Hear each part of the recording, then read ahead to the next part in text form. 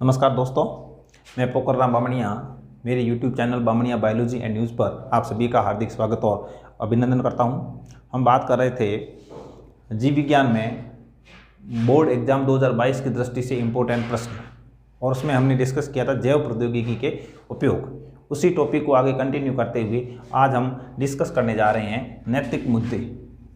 किस पर डिस्कस करेंगे? नैतिक मुद्दे।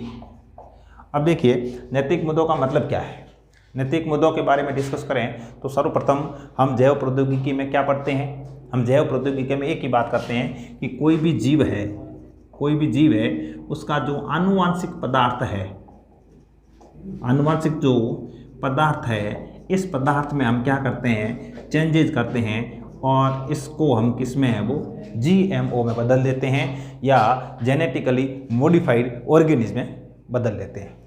अब यदि हम रेगुलर ऐसा करते रहेंगे, एक जीव है उस जीव का DNA चेंज कर दिया, फिर दूसरा जीव है उसका हमने DNA चेंज कर दिया या उसका आनुवांशिक पदार्थ चेंज कर दिया, तो क्या होगा? लंबे समय के बाद में जो मूल जीव था उसकी जाति है वो समाप्त हो जाएगी या उसके अस्तित्व पर वो खतरा उत्पन्न हो जाता है। इसके लिए कई संस्थाएं इसका विरोध करती हैं। कई संस्थाएं जो जीवों के संरक्षण का कार्य करती हैं। कौन सी संस्थाएं? ऐसी संस्थाएं जो जीवों के संरक्षण का कार्य करती हैं, वे संस्थाएं हैं वो इसका विरोध करती है। इसके अलावा ऐसे व्यक्ति जो वन्य जीवों से प्रेम करते हैं, तो वन्य जीव प्रेमी भी इसका क्या करते हैं? विरोध करते हैं।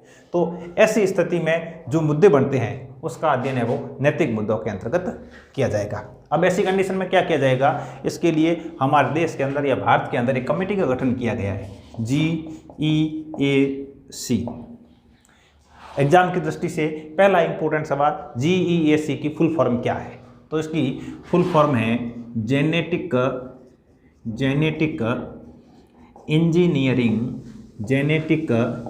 Engineering approval committee. बहुत ही इंपॉर्टेंट सवाल है। पहला सवाल कि GEAC की फुल फॉर्म क्या है? तो जेनेटिक इंजीनियरिंग अप्रूवल कमेटी। इसका मतलब ये हुआ कि ये जो जीव है जिनका आनुवांशिक पदार्थ चेंज किया जाना है, इसके लिए अनुमति देने का कार्य है वो ये कमेटी करेगी।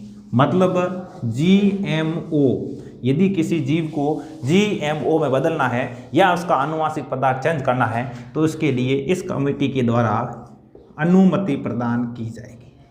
या जो संस्था काम कर रही है वो संस्था है वो इस जीव के लिए इस कमेटी से क्या अनुमति प्राप्त करेगी। तो ये कार्य किसका रहेगा? GEAC। तो फुल फॉर्म पूछी जा सकती है। इसके बाद अगला पॉइंट आता है जिसको हम कहते हैं बायो पेटेंट की यदि हम बात करें तो जैव प्रौद्योगिकी के अलावा यदि हम देखें तो कोई भी प्रोडक्ट यदि किसी व्यक्ति ने बनाया है, जिस व्यक्ति ने निर्माण किया है या निर्माणकर्ता जो खुद है वही व्यक्ति उस प्रोडक्ट को बेच सकता है। बेचने के बाद उससे वो लाभ का हकदार भी वही व्यक्ति होता है। या हम ये कह सकते हैं कि उस प्रोडक्ट के स्वामित्व का अधिकार किसका है? उस व्यक्ति का है जिसने इसको है वो बनाया है। ऐसी कंडीशन में उनके द्वारा जो प्रोडक्ट बनाया गया है उसका अधिकार उसी व्यक्ति को देने के लिए सरकार के द्वारा उसी व्यक्ति को एकस्व अधिकार प्रदान किया जाता है। इसी को है वो बायो पेटेंट कहा जाता है। मतलब क्या होगा? निर्माणकर्ता जो है उसको वह वस्तु बेचने के लिए स्वामित्व का अधिकार पत्र है वो सरकार के द्वारा जारी किया जाता है। इसी को बायो पेटेंट कहा जाता है। अब देखो, इसमें मान लो यदि जीव के बारे में बात करें, हम जैव प्रौद्योगिकी के बारे में बात कर रहे हैं, तो किसी जीव जैसे मान लो चूहे का आनुवांशिक पदार्थ चेंज करने वाली जो संस्था है, अब जिस संस्था ने यह चेंजेस का कार्य किया है, अब उससे जो प्रोडक्ट प्राप्त होगा उसके लिए जिस संस्था ने वो GMO जीव बनाया है उस संस्था का ही उसके ऊपर अधिकार है। तो ऐसा सरकार के द्वारा उस संस्था को एक अधिकार पत्र दिया जाता है, इसी को बायो पेटेंट कहा जाता है। अब उदाहरण के लिए हम यदि भारत की बात करें तो भारत के अंदर लगभग है वो 2 लाख धान की किस्में पाई जाती है। किसकी किस्में? धान या चावल की किस्में पाई जाती है। ये सवाल भी इम्पोर्टेंट है, भारत के अंदर कितनी है वो धान की किस्में पाई जाती है? तो 2 लाख धान की किस्में है वो भारत के अंदर पाई जाती है।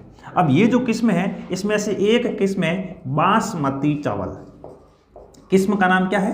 बासमती चावल। बहुत ही ज़्यादा इम्पोर्टेंट है ये किस्म बासमती चावल। और इस बासमती चावल की 27 किस्में भारत में उगाई जाती है। दूसरा सवाल, बासमती चावल की कितनी किस्में? 27 किस्में भारत में उगाई जाती है। अब ये उगाई जाती है लंबे समय से, इसके हमारे पास पुख्ता प्रमाण भी है। जैसे हमारे जो साहित्य है या हमारे जो ग्रंथ है, इसके अलावा जो पुरानी कविताएं हैं, इन कविताओं के अंदर इस चावल का है वो वर्णन किया गया है। अब ये जो बासमती चावल है, ये चावल बहुत ही इम्पोर्टेंट है और इसके अंदर जो प्रोटीन पाया जाता है या इसका जो स्वाद है या इसकी जो खुशबू है, इसके लिए यह है वो चावल फेमस है। लेकिन हमारे साथ क्या हुआ? हमारे साथ ये हुआ कि 1977 में, कब? 1977 में अमेरिका की एक कंपनी ने क्या किया? ये जो बासमती चावल है, इसके ऊपर है वो बायो पेटेंट प्राप्त कर लिया या स्वामित्व का अधिकार है वो प्राप्त कर लिया। तो अमेरिका ने 1977 के अंदर स्वामित्व का अधिकार कर लिया। किस पर किया?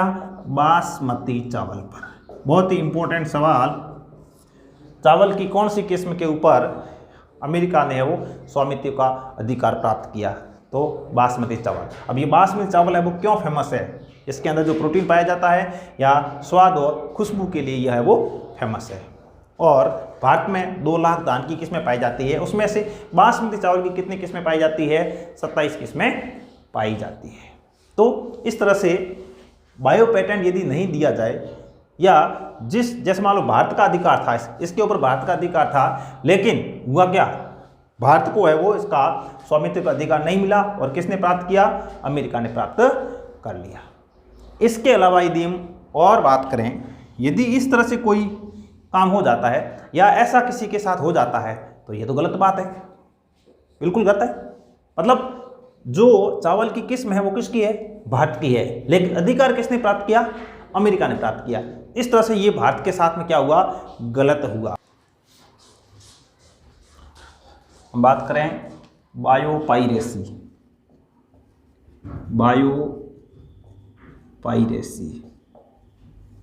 देखिए, बायोपाइरेसी का मतलब है कि जो विकसित देश है, विकसित देशों की जो कंपनीज है, मल्टीनेशनल कंपनी, वो कंपनीज क्या करती है? बिना किसी व्यवस्थित अनुमोदन और बिना क्षतिपूर्ति भुगतान किए जैव संसाधनों का उपयोग करते हैं। मतलब ये एक तरह की चोरी है। काम किसी और ने किया, प्रोडक्ट किसी और ने बनाया और दूसरा पर्सन या जिसको हम कहें मल्टीनेशनल कंपनी, वो उसके ऊपर खुद है वो अधिकार जताती है। इस चोरी को ही क्या कहा जाता है? बायोपाइरेसी कहा जाता है। तो परिभाषा के रूप में बात करें तो मल्टीनेशनल कंपनियों या कंपनी, इसके द्वारा क्या होगा? बिना व्यवस्थित अनुमोदन और क्षतिपूर्ति भुगतान के जैव संसाधनों का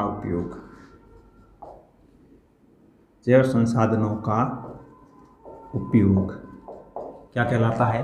बायोपाइरेसी कहलाता है।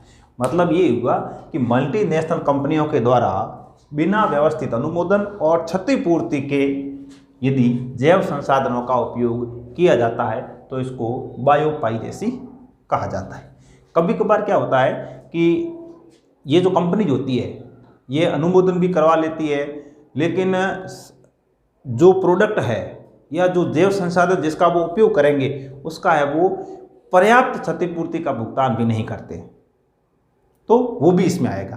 तो ये इस तरह से जो भी काम होगा यह भी एक तरह की चोरी है। किसमें आएगा? चोरी में आएगा।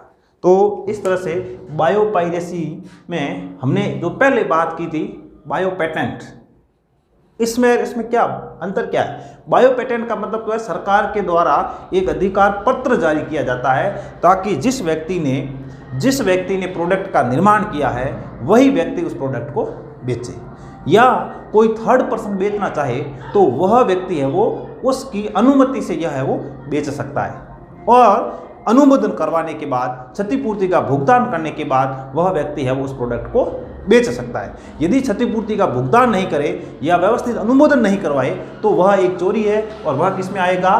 बायोपायरेसी में आएगा। यदि कानूनी रूप से सही काम करे तो उसको सरकार से एक अधिकार पत्र प्राप्त करना है जिसको बायो पेटेंट कहा जाता है। वो प्राप्त करने के बाद वह काम करे तो वह लीगल है, और यदि उस संस्था से, उस कंपनी से यदि अधिकार प्राप्त नहीं किया है, उसका अनुमोदन नहीं किया है, उसको क्षतिपूर्ति का भुगतान नहीं किया है, ऐसी कंडीशन में उस संस्था के द्वारा जो कार्य किया जाएगा, जो कृत्य किया जाएगा, वह चोरी की श्रेणी में आएगा, और इसी को बायोपायरेसी कहा जाता है। अब इस पार्ट से बोर्ड एग्जाम की दृष्टि से एक और इंपॉर्टेंट प्रश्न बनता है, पारजीवी जंतु क्या है? पारजीवी जंतु। इसको अंग्रेजी में ट्रांसजेनिक एनिमल्स भी कहा जाता है, पारजीवी जंतु। अब ऐसे जंतु, परिभाषा हम बात करेंगे तो ऐसे जंतु जिनका आनुवांशिक पदार्थ है वो चेंज कर दिया गया है, ऐसे जंतु है तो उनको हम कहेंगे पारजीवी जंतु।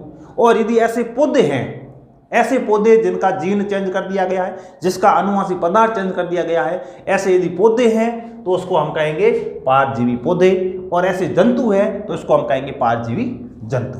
अंग्रेजी में कहें तो यदि जंतु है तो हम कहेंगे ट्रांसजेनिक एनिमल्स, और यदि पौधे हैं तो उनको हम कहेंगे ट्रांसजेनिक प्लांट्स। क्लियर? अब इसमें हम ऐसे बात करें कि प्रथम पारजीवी जंतु कौन सा है? प्रथम पारजीवी जंतु, प्रथम है वो पारजीवी जंतु कौन सा है? तो प्रथम पारजीवी यदि जंतु की हम बात करें तो उसमें आता है चूहा। प्रथम पारजीवी जंतु कौन सा है? चूहा। और यदि प्रथम पारजीवी पौधे की बात करें, प्रथम पारजीवी पादप कौन सा है? तो आएगा इसमें तंबाकू। दोनों ही इंपॉर्टेंट है। प्रथम पारजीवी जंतु चूहा, प्रथम पारजीवी पादप तंबाकू। अब हम यहां पर बात कर रहे हैं पारजीवी जंतु के उदाहरण। चूहा तो है ही, तो सबसे पहले गाय, खरगोश, सूअर आदि, ये जो जंतु है इनका डीएनए वो चेंज कर दिया गया, आनुवांशिक पदार्थ वो चेंज करके इनको पारजीवी जंतुओं में कन्वर्ट कर दिया गया है। अब इनमें ये जो जंतु है इनमें सर्वाधिक पारजीवी जंतु कौन से हैं? चूहे, जो कि कितने हैं? चूहों की बात करें तो 95% है वो चूहे, अधिक संख्या में चूहे हैं वो पारजीवी जंतुओं में आते हैं। अब पारजीवी जो जंतु है इनका महत्व क्या है? महत्व या इसका क्या उपयोग है, मतलब हम पारजीवी जंतुओं का निर्माण है वो क्यों कर रहे हैं, इससे हमें क्या फायदा है या इसका क्या उपयोग है। तो इसमें सबसे पहला जो उपयोग आता है उसकी हम बात करेंगे तो क्या होगा? शरीर जो विकास है या शरीर की जो क्रियाविधि है उसका हम अध्ययन करते हैं। शरीर क्रिया व विकास का अध्ययन, विकास का अध्ययन। मानव शरीर क्रिया व विकास का अध्ययन इसमें हम क्या करते हैं कि ऐसे जंतु, ऐसे जीव जिनमें जैसे एक हार्मोन है ग्रोथ हार्मोन, वृद्धि हार्मोन, इस वृद्धि हार्मोन से संबंधित जो जीन है, यदि उस जंतु में यह जीन प्रवेश करवा दिया जाता है तो इस जीन का क्या प्रभाव होगा, उस प्रभाव का अध्ययन है वो हम कर सकते हैं। ऐसे जीव जिसमें हमने क्या किया, GH हार्मोन, ग्रोथ हार्मोन का निर्माण करने वाला जीन उसमें प्रवेश करवाया, तो यह हार्मोन, उसका प्रभाव उसमें क्या होगा, इसका अध्ययन है वो हम कर सकते हैं पराजीवी जंतुओं के द्वारा। नंबर 2, दूसरा है रोगों का अध्ययन करना। रोगों का अध्ययन करना, रोगों का अध्ययन करना। रोगों का अध्ययन, इसमें देखो, मान लो एक ऐसा जंतु जिसमें कैंसर के जीन डाल दिए, कैंसर का जीन है वो प्रविष्ट करवा दिया। अब कैंसर का जीन जैसे ही हमने प्रविष्ट करवाया है, अब उस जीन का क्या प्रभाव रहेगा या रोग का विकास कैसे होगा, इसका अध्ययन हम कर सकते हैं। रोग का विकास और इसका अध्ययन इसके द्वारा किया जा सकता है। नंबर 3, विभिन्न प्रकार के जैविक उत्पाद, जैविक उत्पादों का निर्माण। विभिन्न प्रकार के जैविक उत्पादों का निर्माण, इसमें हम 2 इंपोर्टेंट जैविक उत्पाद है उनके बारे में बात कर रहे हैं। इसमें सबसे पहले हम बात कर रहे हैं कि 1977 के अंदर एक पारजीवी गाय का निर्माण किया गया। किसका निर्माण किया गया, पारजीवी गाय, या हम कह सकते हैं प्रथम पारजीवी गाय का विकास किया गया और इसका नाम रखा गया रोजी। क्या नाम रखा गया, रोजी। और इसका जो जैविक उत्पाद है रोजी, यह जो गाय है, गाय का जो दूध है ये बहुत ही ज़्यादा इम्पोर्टेंट है। और इम्पोर्टेंट क्यों है, क्योंकि इसके अंदर एक प्रोटीन पाया जाता है और इस प्रोटीन की मात्रा भी अधिक होती है। सामान्य गाय के दूध में उसकी मात्रा बहुत कम होती है और इसके अंदर प्रोटीन की मात्रा ज़्यादा होती है। और ये प्रोटीन होता है 2.4 ग्राम प्रति लीटर और इस प्रोटीन का नाम है alpha lactoglobulin. Globulin, alpha lactoglobulin. छोटे बच्चों के अंदर यह है वो उच्च गुणवत्ता का पोषक पदार्थ होता है। दूसरा हम बात करते हैं एक रोग होता है इम्फीसीमा। रोग का नाम क्या है, इम्फीसीमा। इम्फीसीमा रोग है वो फेफड़ों से संबंधित रोग है। किससे संबंधित रोग है, फेफड़ों से संबंधित रोग है। फेफड़ों के अंदर जो वायु कूपिका होती है उसमें तरल का जमा हो जाता है जिससे सांस लेने में वो दिक्कत होती है। इसका उपचार करने के लिए, इसका जो उपचार है, उपचार करने के लिए, इसके उपचार के लिए एक प्रोटीन है जो कि भेड़ के दूध में पाया जाता है। किस में पाया जाता है, भेड़ के दूध में पाया जाता है। और इस प्रोटीन का नाम बहुत ज़्यादा इम्पोर्टेंट है, इसका नाम है अल्फा-1 एंटीट्रिप्सिन।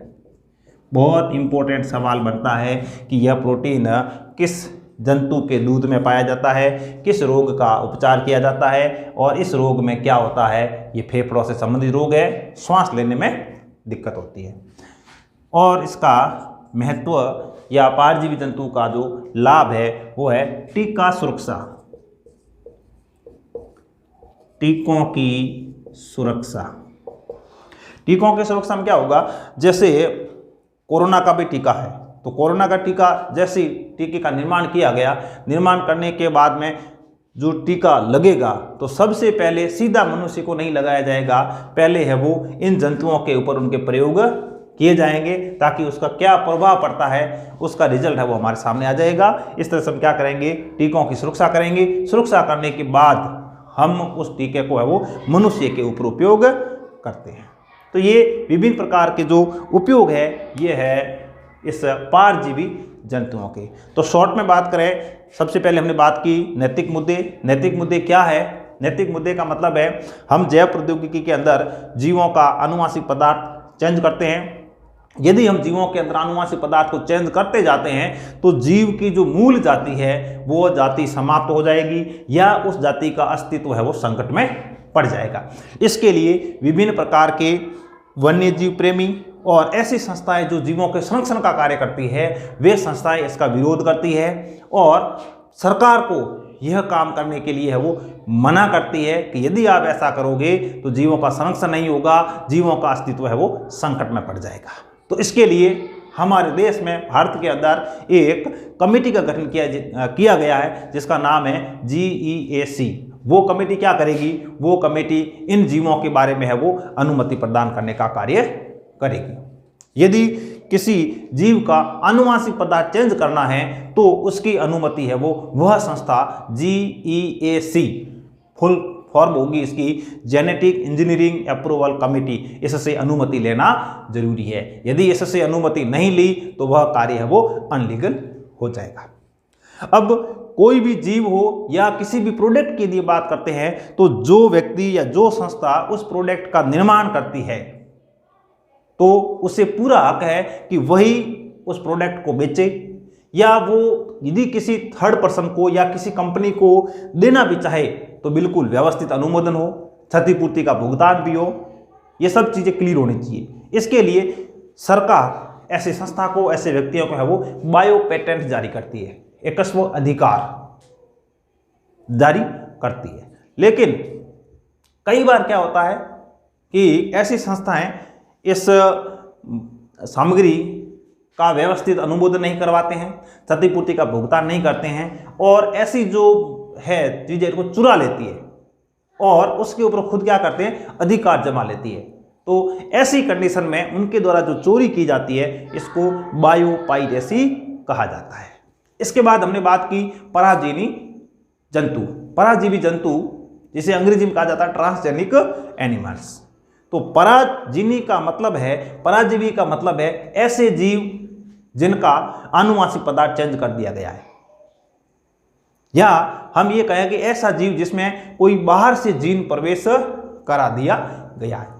बाहर से जो जीन प्रवेश करा दिया जाता है तो बाहरी जीन को पराजीन कहा जाता है और ये जो पूरा प्रोसेस है इसको पराजीनीकरण कहा जाता है। अभी तक जैसे हम बात करें तो गाय है, भेड़ है, बकरी है, खरगोश है, सूअर है, चूहे है, ये इन सभी का है वो डीएनए या अनुवांशिक पदार्थ चेंज कर दिया गया है या इनमें बाहर से जीन है वो प्रवेश करवा दिया गया है। तो पहला ट्रांसजेनिक यदि हम जंतु की बात करें तो वो है चूहा। पहला ट्रांसजेनिक प्लांट की बात करें तो वो है तंबाकू। और प्रथम ट्रांसजेनिक गाय के बारे में बात करें तो उसका नाम क्या है? रोजी। उसका विकास कब किया गया? 1977 के अंदर किया गया। क्या इसका विशेष लक्षण है? रोजी का एक विशेष लक्षण है कि इसके दूध के अंदर अल्फा लैक्ट ग्लोब्यूलिन प्रोटीन पाया जाता है जिसकी मात्रा बहुत ही अधिक होती है। 1 लीटर के अंदर 2.4 ग्राम होती है और छोटे बच्चों में उत्तम क्वालिटी के पोषण के रूप में यह दूध है वो कार्य करता है। इसके अलावा यदि बात करें तो और ऐसी कई चीज़ें हैं जिसको हम है वो पराजीवी जंतुओं से प्राप्त करते हैं। उसके बाद में हमने डिस्कस किया पराजीवी जंतुओं के क्या उपयोग है, उनके क्या महत्व है। तो कुछ एक पॉइंट है वो इसमें निकल कर सामने आते हैं। शरीर की या उसके विकास का अध्ययन कर सकते हैं, रोगों का अध्ययन भी हम पराजीवी जंतुओं से कर सकते हैं, विभिन्न प्रकार के हम जैविक उत्पाद प्राप्त करते हैं, टीकों की सुरक्षा करते हैं और रासायनिक सुरक्षा परीक्षण, मतलब जो रसायन उस जंतु के शरीर के अंदर बना है या उसका निर्माण हुआ है, हमने बाहर से जो जीन प्रवेश करवाया उससे उस जंतु के अंदर जो रासायनिक पदार्थ बना है वो विषैला है या नहीं है, उस जंतु के लिए वो सुरक्षित है या नहीं है, इसका भी उपयोग हम पराजीवी जंतुओं के अंदर करते हैं। तो आज की क्लास में इतना ही।